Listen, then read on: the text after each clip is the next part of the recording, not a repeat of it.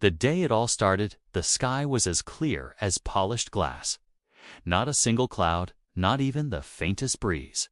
It was one of those peaceful mornings where you could hear the hum of the bees and the distant moo of cattle echoing from the fields. I was sipping coffee on the porch, boots kicked up on the railing, when I noticed something that had bothered me for months: my mailbox. The old thing leaned slightly to the right, thanks to years of rain and a few careless snowplow bumps. So I decided I'd finally fix it. Nothing fancy. I just wanted to move it about 3 feet down the driveway, closer to the main road where the mail truck could actually stop safely. Simple job, 10-minute fix, so I thought. By the time I dug the new hole, set the post, and tightened the bolts, I heard the familiar shrill voice that could pierce, steal, and ruin any good morning. "What do you think you're doing?" I turned around slowly, dusting my gloves. There she was, Carol, in all her Cypress Point HOA glory, clutching her clipboard like it was a holy relic. "Morning, Carol," I said, just moving my mailbox a few feet. It was leaning. She gasped like I'd confessed to arson. "You can't move your mailbox. It violates Cypress Point HOA Section 7B, Exterior Modifications and Street Aesthetics." I raised an eyebrow.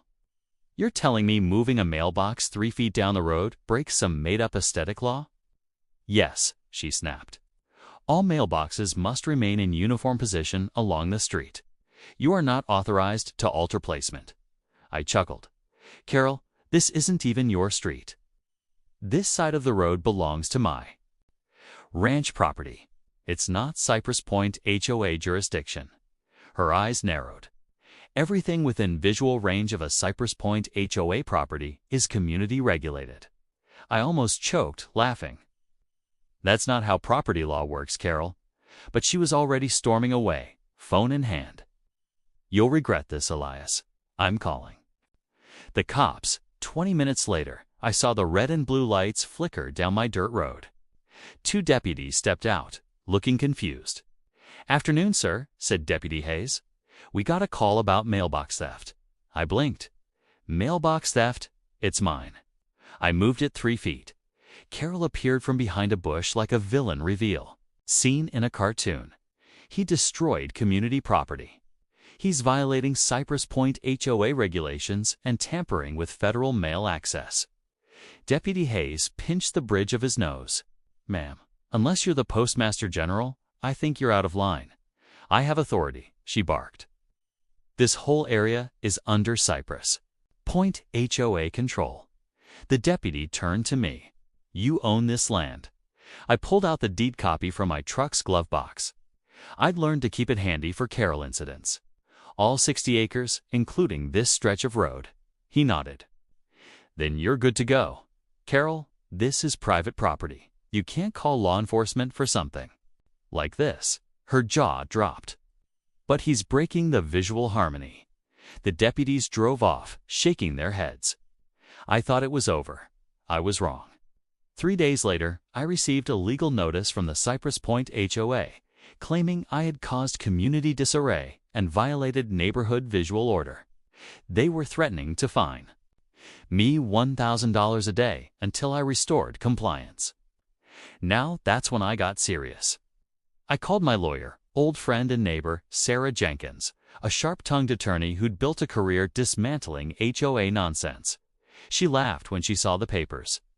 "Visual harmony. They're done for. You want to play nice, or do you want to burn the whole rulebook?" I smiled. "Let's make it educational."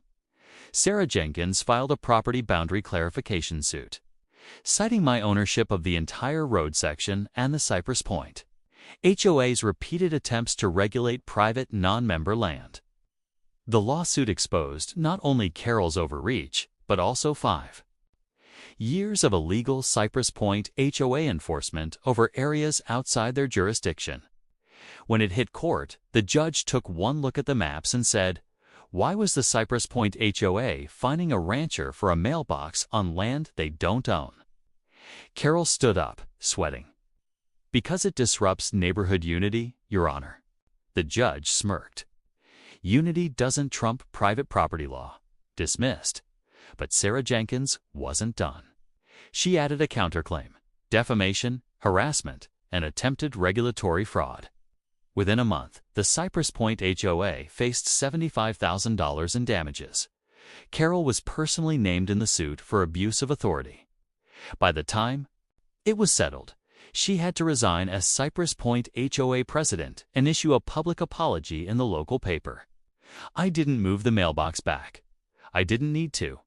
Instead, I had a custom one made, big, black steel with golden letters that said, 'Private Property.' 3 feet closer to freedom. Every morning, the mailman honks twice and laughs as he drops off my letters. As for Carol, she walks her dog past my property every day, glaring at the mailbox like it's mocking her. Which, to be fair, it is. Turns out, you can move a mailbox 3 feet and end up moving an entire Cypress Point HOA out of your life. Subscribe to HO Conflict Story for more.